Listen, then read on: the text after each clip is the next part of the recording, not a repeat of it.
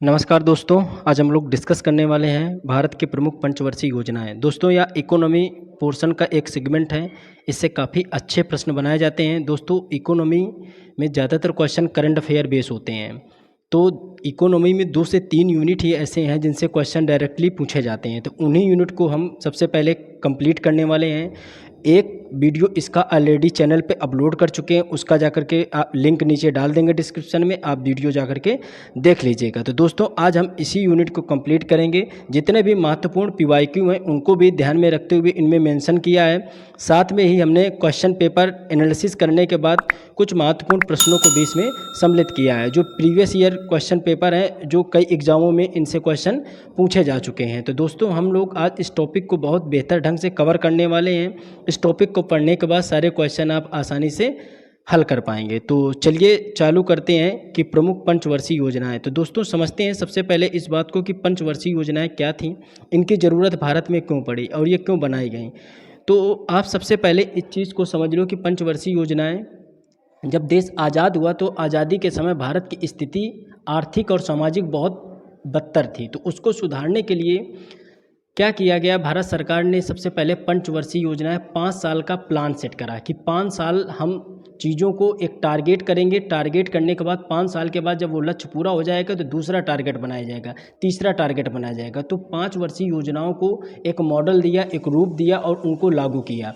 तो यही थी पंचवर्षीय योजनाएं।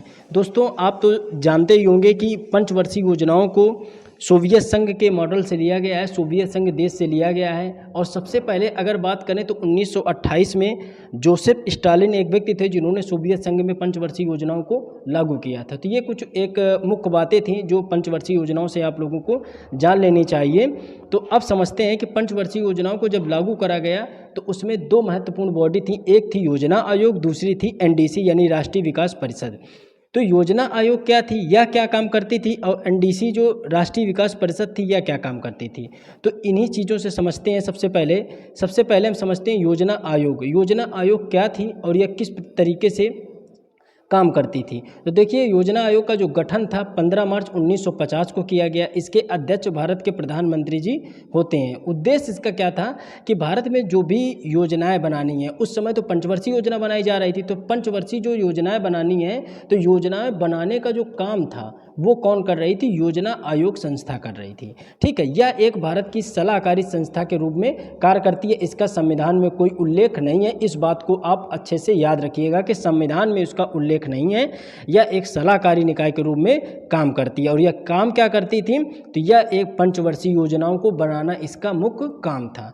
अब क्या था, इस योजना आयोग को समाप्त कर दिया गया। इसकी जगह पर नीति आयोग आ गया, जिसका गठन 1 जनवरी 2015 को किया गया। यह भी एक गैर संवैधानिक संस्था है और इसी को भारत का थिंक टैंक कहा जाता है। तो अब आप बात समझ गए कि 1950 में योजना आयोग का गठन हुआ। और योजना आयोग क्यों गठित की गई, तो इसका काम था कि जो पंचवर्षीय योजना, जो भारत का एक मॉडल था कि जिसको भारत ने एक रूप देना चाहा था कि किस तरीके से देश का विकास किया जाए, तो उस समय भारत ने कहा कि पंचवर्षीय योजनाएं बनाई जाएंगी। तो उसके लिए एक आयोग बनाया गया जिसका नाम था योजना आयोग। योजना आयोग का मुख्य काम ही था कि पंचवर्षीय योजनाओं का गठन करना। अब योजना आयोग की जगह भारत सरकार ने लागू कर दिया नीति आयोग, जिसका गठन 1 जनवरी 2015 को किया गया। यहाँ तक अब बात समझ में आ गई। अब आगे देख लेते हैं एनडीसी क्या था। तो योजना आयोग आप समझ गए। उसके बाद एक बॉडी थी एनडीसी। तो एनडीसी क्या करती थी कि योजनाएं जो चलाई जा रही हैं वो उनको एग्जीक्यूट करने का काम करती थी एनडीसी। यानी कि वो ऑब्जर्व करती थी उन योजनाओं को कि वो योजनाएं धरातल पे, बेस पे, हकीकत में ज़मीनी स्तर पे कितनी तय तक वो लागू हो पाई हैं, इनको एग्जीक्यूट करने का काम करती थी एनडीसी यानी राष्ट्रीय विकास परिषद। तो इसका गठन किया गया था 6 अगस्त 1952 को। इसे इस सुपर कैबिनेट के नाम से जाना जाता है। इसका उद्देश्य था योजनाओं को अंतिम रूप देना। जो पंचवर्षीय योजनाएं बनाई गई हैं उन्हें अच्छे से एग्जीक्यूट हो पा रही हैं या नहीं, ये काम करती थी एनडीसी करती थी। ठीक है, इसका भी संविधान में कोई उल्लेख नहीं है। तो ये बात आप समझ गए कि दो बॉडी हमने यहाँ पे समझी। सबसे पहले समझी योजना आयोग। योजना आयोग का काम है, देखो रटो नहीं, इन चीज़ों को समझना है। अगर समझ के आप तैयार करेंगे तो चीज़ें तैयार हो जाएंगी। योजना आयोग का काम था कि योजनाओं का निर्माण करना और पंचवर्षीय योजनाओं को बनाना, और एनडीसी का काम था कि जो पंचवर्षीय योजनाएं बनाई गई फिर उनको इम्प्लीमेंट करा गया, तो इम्प्लीमेंट करने के बाद उनको एग्जीक्यूट कौन करेगा, तो वो करती थी एनडीसी। यहाँ तक चीज़ें हमारी समझ में आ गई। अब योजना आयोग को समाप्त कर दिया गया 2015 में, उसकी जगह पे नीति आयोग काम करती है। तो ये बातें आपको यहाँ तक समझ में आ गई होंगी। अब देख लेते हैं पंचवर्षीय योजनाएं। तो पंचवर्षीय योजनाएं, जितनी भी पंचवर्षीय योजनाएं चलाई गई, 12 पंचवर्षीय योजनाएं बनाई गई। उन 12वें पंचवर्षीय योजनाओं में कुल 3 बार ऐसी स्थिति पैदा हुई कि पंचवर्षीय योजनाओं का मतलब है 5 साल की योजना।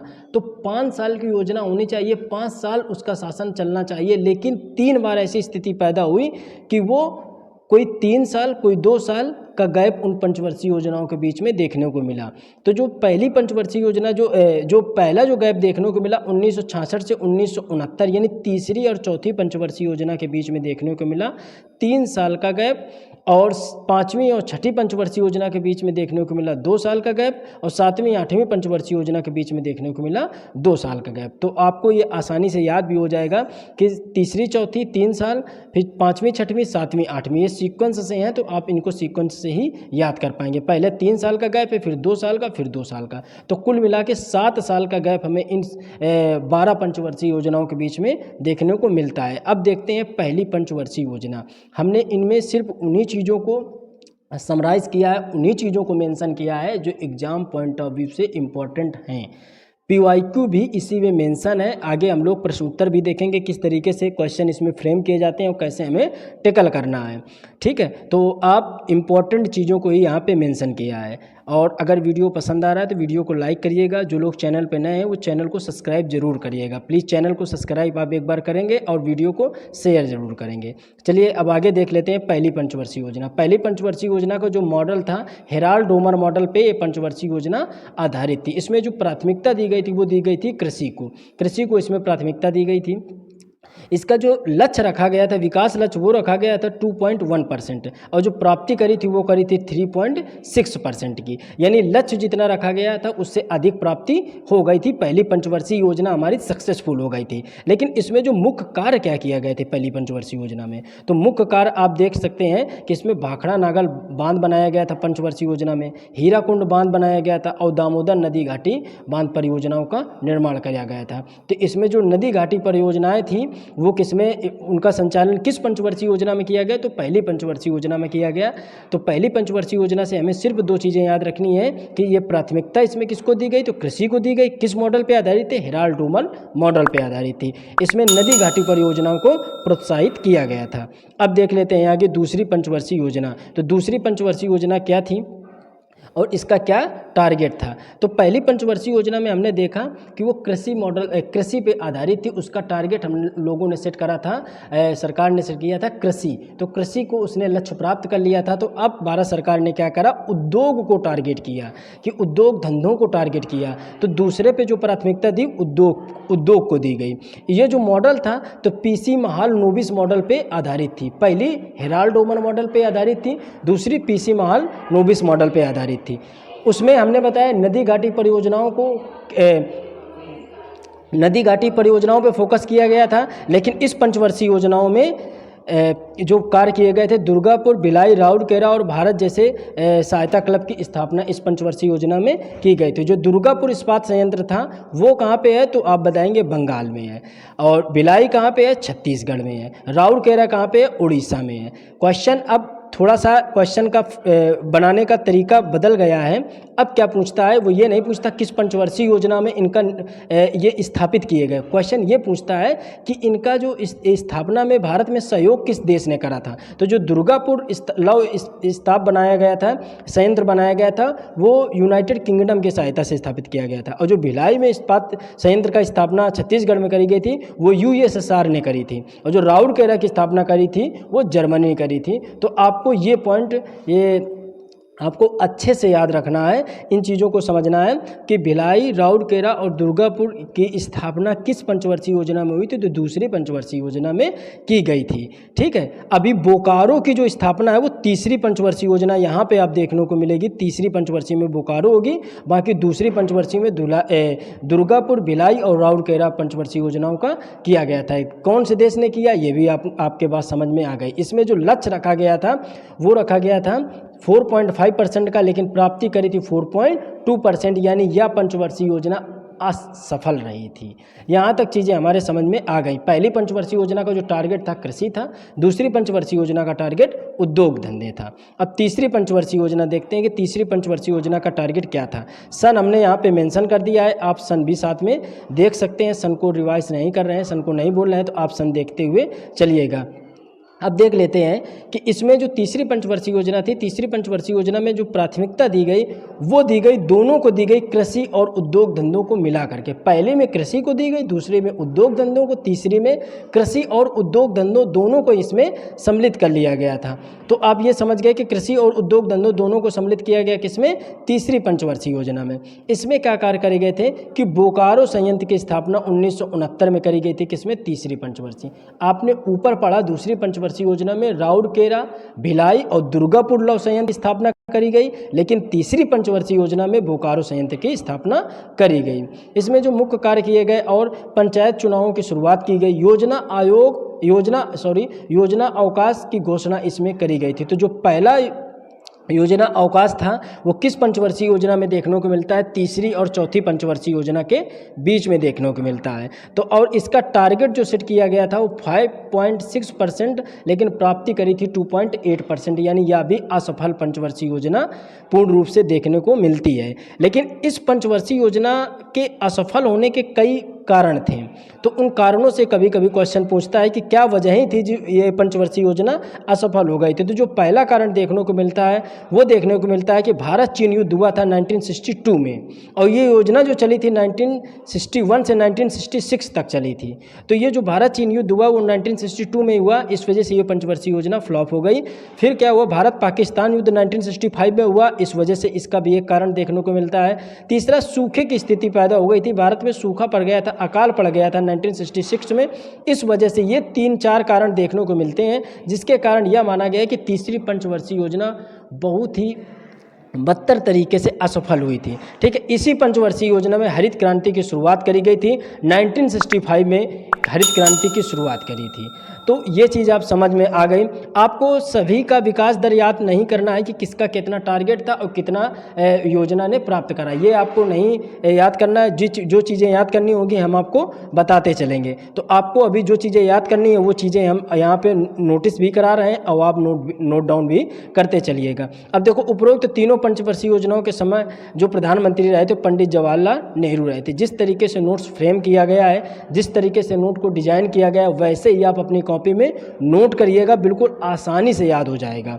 अब देख लेते हैं आगे चौथी पंचवर्षीय योजना। तो चौथी पंचवर्षीय योजना क्या थी, तो चौथी जो पंचवर्षीय योजना थी इसका क्या उद्देश्य था, तो इस चीज़ को हम लोग समझते हैं। तो चौथी पंचवर्षीय योजना थी वो किस मॉडल पे आधारित थी, तो चौथी पंचवर्षीय योजना गाडगिल मॉडल पे आधारित थी, उसी को डीआर गाडगिल के नाम से जाना जाता है, डीआर गाडगिल मॉडल पे आधारित थी। इसमें जो प्राथमिकता दी गई, स्थिरता के साथ आत्मनिर्भरता पर बल, कृषि और सिंचाई को भी महत्व दिया गया था। तो इसमें आपको प्राथमिकता याद नहीं करना है, आपको याद क्या करना है, किस मॉडल पे आधारित थी और इसमें मुख्य कार्य क्या हुआ। तो इसमें 14 बैंकों का राष्ट्रीयकरण किया गया और इसरो की स्थापना करी गई, यहीं से क्वेश्चन आपसे पूछेगा। तो विकास दर भी आपको ये याद नहीं करना है, ये आपके जानकारी के हिसाब से हमने आपको यहाँ पे लिख दिया है। तो प्राथमिकता नहीं याद करनी है, विकास दर नहीं याद करना है, आपको सिर्फ याद करना है इसका कार्य क्या था और ये किस मॉडल पे आधारित थी। लेकिन इस पंचवर्षीय योजना में कृषि विकास दर सबसे उच्च रही थी, इसको भी आप याद रखिएगा। तो चौथी पंचवर्षीय योजना एक ऐसी पंचवर्षीय योजना थी जिसमें कृषि विकास दर सर्वाधिक उच्च रही थी। अब देख लेते हैं पांचवी पंचवर्षीय योजना। तो पांचवी पंचवर्षीय योजना क्या थी, और इसका क्या टारगेट था, इसमें क्या विकास दर रखा गया था। तो 5वीं जो पंचवर्षीय योजना थी ये गरीब उन्मूलन से संबंधित पंचवर्षीय योजना थी। इसमें सबसे ज़्यादा आपको कार्य याद रखने हैं, कार्य से ही क्वेश्चन आपसे पूछता है। तो इसमें गरीबी हटाओ का नारा दिया गया था, किसने दिया था, इंदिरा गांधी जी के समय दिया गया था, 1975 में दिया गया था। इसी में राष्ट्रीय आपात की भी घोषणा की गई थी। यह पंचवर्षीय योजना समय से पहले समाप्त हो गई थी। तो इसमें सिर्फ आपको 5वीं और 4थी पंचवर्षीय योजना में कार्य याद रखने हैं। आपको पहली, दूसरी, तीसरी पंचवर्षीय में टारगेट याद रखना था। पहली में कृषि को प्राथमिकता, दूसरी में उद्योग धंधों को, तीसरी में कृषि और उद्योग धंधों को दिया गया। 4थी और 5वीं में सिर्फ आपको कार्य याद रखने हैं कि कौन इनमें मुख्य रूप से क्या कार्य किए गए थे। अब देख लेते हैं 6ठी पंचवर्षीय योजना। तो 6ठी पंचवर्षीय योजना क्या थी और इसके मुख्य क्या कार्य थे। तो देखते हैं 6ठी पंचवर्षीय योजना। तो 6ठी पंचवर्षीय योजना का जो प्राथमिकता दी गई थी वो किसको दिया गया था, तो गरीबी निवारण, आर्थिक विकास और आधुनिकीकरण एवं आत्मनिर्भर भारत पे। तो इसमें भी आपको प्राथमिकता, यहाँ से क्वेश्चन नहीं पूछता। आप मॉडल पेपर, टेस्ट पेपर या जो भी आप सॉल्व करते होंगे उसमें देखते होंगे तो क्वेश्चन इस तरीके से फ्रेम नहीं होते। जिन चीज़ों की जहाँ पर ज़रूरत है वो चीज़ें हम आपको बताते चल रहे हैं। इसमें आप कार्य याद रखिएगा। तो इसमें क्या कार्य था, तो नाबार्ड की स्थापना करी गई थी, 1982 में करी गई थी। यह पंचवर्षीय योजना जो चली थी 1980 से 1985 के बीच चली थी। इसमें परिवार नियोजन कार्यक्रम को चलाया गया था। तो इसके भी 2 कार्य आपको याद रखने हैं, कौन कौन से, कि नाबार्ड की स्थापना करी गई और परिवार नियोजन कार्यक्रम को चलाया गया था। इसका टारगेट आप चाहें तो याद कर सकते हैं। विकास दर क्या था, इसका लक्ष्य क्या था, 5.2% और प्राप्ति करी थी 5.7%, यानी अभी पंचवर्षीय योजना सक्सेसफुल रही थी। अब देख लेते हैं 7वीं पंचवर्षीय योजना। तो 7वीं पंचवर्षीय योजना क्या थी, तो ये जॉन मिलर मॉडल पे आधारित थी। प्राथमिकता इसमें रोजगार, शिक्षा, जन स्वास्थ्य पर इसकी प्राथमिकता के तौर पे दिया गया था कि इन चीज़ों को, ये टारगेट है और इनको हमें पूरा करना है, अचीव करना है। अब इसमें जो कार्य किए गए थे, जवाहर रोजगार योजना की शुरुआत करी गई थी, भोजन काम उत्पादन का इसमें नारा दिया गया था। गरीबों की जो इसमें गरीबी की माप सबसे पहले की गई थी। तो आपको इसमें सिर्फ ये पॉइंट याद रखना है कि गरीबी की माप सर्वप्रथम किस पंचवर्षीय योजना में करी गई, तो 7वीं पंचवर्षीय योजना में करी गई। किस समिति ने करी, तो लकड़वारा समिति ने करी थी 1989 में। आपको सिर्फ एक पॉइंट इसमें याद रखना है कि गरीबी माप जो की गई सबसे पहले किस पंचवर्षीय योजना में की गई, तो 7वीं पंचवर्षीय योजना में। किसने करी, लकड़वारा समिति ने करी 1989 में। अब देख लेते हैं 8वीं पंचवर्षीय योजना। तो 8वीं पंचवर्षीय योजना का क्या टारगेट था। 8वीं पंचवर्षीय योजना थी, इसमें जो प्राथमिकता दी गई रोजगार वृद्धि, आधुनिकीकरण और आत्मनिर्भरता पर इसमें बल दिया गया था। लेकिन इसके जो कार्य हैं आपको सिर्फ कार्य याद रखना है। वो भी कौन सा कार्य याद रखना है, एलपीजी की शुरुआत है, यानी कि इसी में एलपीजी आया था। यानी कि एलपीजी का मतलब है उदारीकरण, निजीकरण, वैश्वीकरण। इसी को अंग्रेजी में कहा गया है लिबरलाइजेशन, प्राइवेटाइजेशन और ग्लोबलाइजेशन। तो आपको ये उदारीकरण, निजीकरण और वैश्वीकरण ये जो आया किस में आया, तो 8वीं पंचवर्षीय योजना में आया। तो आपको सिर्फ ये बात याद रखना है कि एलपीजी किस में आया था, तो 8वीं पंचवर्षीय योजना। ऐसे 7वें में आपको याद रखना है कि गरीबी की जो माप करी थी किस पंचवर्षीय योजना में, 7वीं में। किस समिति ने करी सर्वप्रथम, तो लकड़वारा समिति ने करी थी। अब देख लेते हैं 9वीं पंचवर्षीय योजना। 9वीं पंचवर्षीय योजना क्या थी, तो 9वीं पंचवर्षीय योजना का जो सन था 1997 से 2002 के बीच में चलाई गई थी। इसमें न्यायपूर्ण वितरण एवं समानता के साथ विकास की बात कही गई थी। अंतर्राष्ट्रीय मंदी के कारण यह भी योजना असफल रही थी। तो इससे आपको ज़्यादा इसमें लोड नहीं लेना है, ये पंचवर्षीय योजना आप स्किप भी कर सकते हैं। अब देखो 10वीं पंचवर्षीय योजना। 10वीं पंचवर्षीय योजना में क्या मुख्य प्राथमिकता दी गई थी, तो इसमें दिया गया था कि गरीबी एवं बेरोजगारी को समाप्त करना। अगले 10 वर्षों में प्रति व्यक्ति आय को दोगुना करना, यह किसका टारगेट था, तो 10वीं पंचवर्षीय योजना का टारगेट था। जो विकास दर था, इसका विकास लक्ष्य क्या रखा गया था, 8% प्राप्ति करी थी 7.7%। तो ये भी पंचवर्षीय योजना से ज़्यादा क्वेश्चन नहीं पूछता है। तो आप इन दोनों पंचवर्षीय योजनाओं को 9वीं और 10वीं को स्किप कर सकते हैं। जहाँ से क्वेश्चन पुट अप होगा, जहाँ से क्वेश्चन बनना है और कैसे आप उसको टैकल करेंगे, वो सारी चीज़ें हम आपको बताते चल रहे हैं। आप ये टॉपिक पढ़ने के बाद टेस्ट सीरीज वगैरह लगाएंगे, तब आपको समझ में आएगा कि कंटेंट कितना बेहतर है और कैसे क्वेश्चन हम आसानी से कर पा रहे हैं। चलिए अब देखते हैं 11वीं पंचवर्षीय योजना। तो 11वीं पंचवर्षीय योजना क्या थी, इसमें तीव्रतम एवं समावेशी विकास पे इसको प्राथमिकता दी गई थी। इसमें लक्ष्य रखा गया था 9% का और इसने जो प्राप्ति करी थी 7.9% की प्राप्ति करी थी। इसमें जो मुख्य कार्य देखने को मिलते हैं, आम आदमी बीमा योजना और प्राथमिक आदर्श ग्राम योजना को संचालित करा गया था 11वीं पंचवर्षीय योजना में। लेकिन यह पंचवर्षीय योजना भी उतना आपको महत्वपूर्ण नहीं है एग्जाम पॉइंट ऑफ व्यू से, तो इसको भी आप स्किप कर सकते हैं। अब देखते हैं 12वीं पंचवर्षीय योजना। तो 12वीं पंचवर्षीय योजना क्या थी और इसका क्या टारगेट था? तो जो इसमें प्राथमिकता दी गई थी वो तीव्रतम एवं समावेशी विकास को दिया गया था और धारणीय विकास यानी सतत, इसी को सस्टेनेबल डेवलपमेंट कहा गया है। तो इसमें आपको 12वीं पंचवर्षीय योजना में सिर्फ एक बात याद रखनी है कि सस्टेनेबल डेवलपमेंट यानी धारणीय विकास, इसी को सतत विकास की बात कही गई। तो सतत विकास लक्ष्य था वो किस पंचवर्षीय योजना के मुख्य प्राथमिकता के तौर पे जाना जाता है? तो आप बताएंगे सर 12वीं पंचवर्षीय योजना के प्राथमिकता के तौर पे जाना जाता है। तो इस चीज़ को आप नोट कर लीजिएगा कि जो सस्टेनेबल डेवलपमेंट की बात कही गई थी वो 12वीं पंचवर्षीय योजना के अंतर्गत कही गई थी। अब इसमें कुछ नोट पे भी कुछ पॉइंट को हाईलाइट करा गया है, उसको आप नोट करिएगा। 2014 में जब भारतीय जनता पार्टी की सरकार आई थी तो उसी ने योजना आयोग को समाप्त करते नीति आयोग का गठन 2015 में किया गया था। अब अगर आपसे एक बात में ये पूछ ले कि कौन सी पंचवर्षीय योजना सर्वाधिक असफल रही थी, तो आप बताएंगे तीसरी पंचवर्षीय योजना ऐसी पंचवर्षीय योजना थी जो सर्वाधिक असफल रही थी। अब देख लेते हैं आगे, इसमें यह यूनिट पूरी कंप्लीट हो चुकी है। अब इससे जो क्वेश्चन जो पूछे गए हैं पिछले एग्जामों में उनका भी हम लोग यहाँ पे देख लेते हैं कि किस तरीके से क्वेश्चन पूछे जा चुके हैं। तो सबसे पहले देखते हैं कि पहला क्वेश्चन इसमें पूछा गया था कि जैसे पूछ लिया जाए कि भारत सरकार की प्रथम पंचवर्षीय योजना किस मॉडल पे आधारित थी। तो अभी हमने ऊपर आपको पढ़ाया कि जो पहली पंचवर्षीय योजना थी उसका जो मॉडल था हेराल्ड डोमर मॉडल पे आधारित पहली पंचवर्षीय योजना थी। दूसरा क्वेश्चन है कौन सी पंचवर्षीय योजना केवल 4 वर्ष की थी।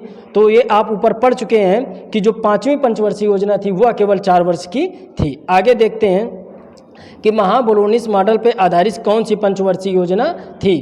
तो आपने पढ़ा कि जो दूसरी पंचवर्षीय योजना थी वो कौन सी थी, महालनोबिस मॉडल पे आधारित थी। पहली हेराल्ड डोमर मॉडल पे आधारित पंचवर्षीय योजना थी। अब आगे देख लेते हैं, चौथा क्वेश्चन है किस पंचवर्षीय योजना में भारत की कृषि वृद्धि दर सर्वाधिक रही थी। तो चौथी पंचवर्षीय योजना एक ऐसी पंचवर्षीय योजना थी जिसमें भारत की कृषि विकास दर सर्वाधिक रही थी। अब देख लेते हैं पांचवा क्वेश्चन। तो पांचवा क्वेश्चन देख लेते हैं हम लोग कि निम्नलिखित, एक मिनट, पांचवा हम लोग क्वेश्चन देखते हैं कि निम्नलिखित योजनाओं में से भारत में उच्चतम वृद्धि दर किस योजना में रही थी।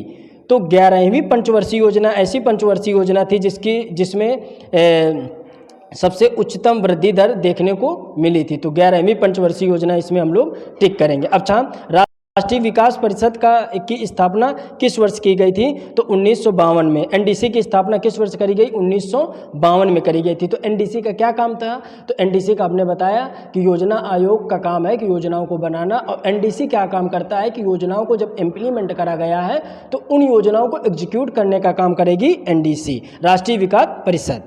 अब देखते हैं सातवां क्वेश्चन। सातवां क्वेश्चन देखते हैं हम लोग कि भारत में पंचवर्षीय योजनाओं का अंतिम रूप कौन देता है। तो आपने अभी पढ़ा कि अंतिम रूप कौन देता है, तो राष्ट्रीय विकास परिषद देती है अंतिम रूप, और योजनाओं को बनाता कौन है, तो योजना आयोग बनाती है। अब देख लेते हैं आठवां क्वेश्चन कि योजना आयोग द्वारा अब तक कितनी पंचवर्षीय योजनाएं बनाई जा चुकी हैं। तो आप जानते हैं 12 पंचवर्षीय योजनाएं बनाई जा चुकी हैं। अब देखते हैं नवा क्वेश्चन क्या है कि हम लोगों का नवा क्वेश्चन है कि भारत में योजना अवकाश था, कब था। तो आप ये जानते ही हैं कि योजना जो अवकाश था वो सूखे की स्थिति की वजह से आया था। एक तो भारत चीन युद्ध, और एक आया था भारत पाकिस्तान युद्ध। तीसरा कारण था भारत में सूखे की स्थिति के कारण योजना अवकाश आया था। तो आपका ये सेकंड ऑप्शन सही है, बाकी ये ऑप्शन सारे गलत हैं। अब देखते हैं 10वां क्वेश्चन। 10वां है तृतीय पंचवर्षीय योजना की कार्यनीति में सर्वाधिक बल किस क्षेत्र को दिया गया था। तो अब देखो, जो तृतीय पंचवर्षीय योजना थी, पहली पंचवर्षीय योजना में दिया गया था कृषि को, दूसरी पंचवर्षीय में योजना में दिया गया था उद्योग को, तीसरे में दिया गया था कृषि प्लस उद्योग, इन दोनों को दिया गया था। लेकिन ये साथ साथ लिखे होने चाहिए, ये नहीं लिखे, इस वजह से ये ऑप्शन दोनों ये गलत हो जाएगा। इसमें होना चाहिए कृषि प्लस उद्योग धंधे, कृषि प्लस उद्योग, इन दोनों को एक साथ मिलाकर के तीसरी पंचवर्षीय योजना का टारगेट सेट करा गया था। प्राथमिकता के तौर पे तृतीय पंचवर्षीय योजना में कृषि और उद्योग धंधों को सेट किया गया था। अब देखते हैं 11वां क्वेश्चन क्या है कि भारत सहायता क्लब की स्थापना किस पंचवर्षीय योजना में की गई थी। तो आपने पढ़ा था भारत सहायता क्लब की स्थापना द्वितीय पंचवर्षीय योजना में की गई थी। अगला क्वेश्चन है किस पंचवर्षीय योजना अवधि के दौरान सरकार ने वह कृषि नीति अपनाई जिससे हरित क्रांति को जन्म दिया गया। तो यह तीसरी पंचवर्षीय योजना थी, यानी तृतीय पंचवर्षीय योजना थी जिसमें हरित क्रांति को जन्म दिया गया था। उसने वह कृषि नीति अपनाई गई थी जिससे हरित क्रांति को बढ़ावा मिला था। अब देखते हैं 13वां क्वेश्चन क्या है कि भारत में गरीबी हटाओ का नारा किस पंचवर्षीय योजना में दिया गया था।